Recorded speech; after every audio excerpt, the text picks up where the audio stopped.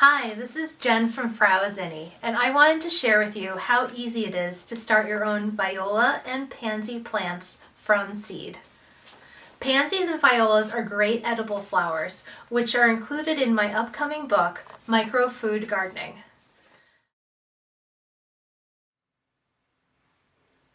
Sowing violets and pansy seeds is very easy. You're going to have a seed container. You can use a plastic one.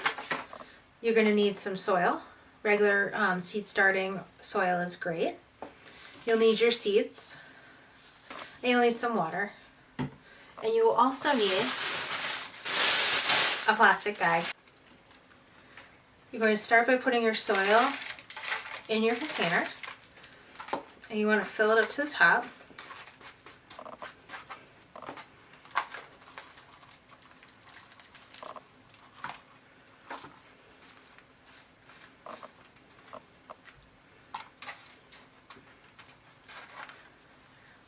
Like so. You're going to take a spray bottle of water, spray it.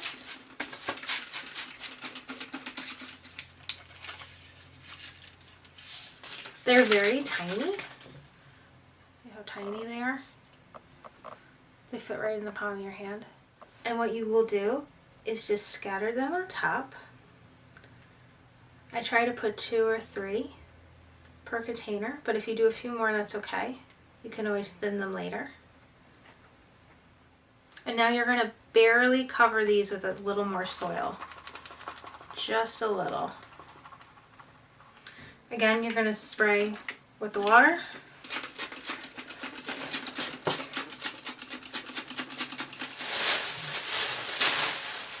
And you're going to place it into your plastic bag.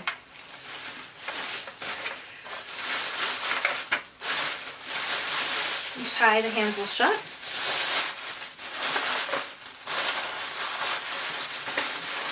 Like so.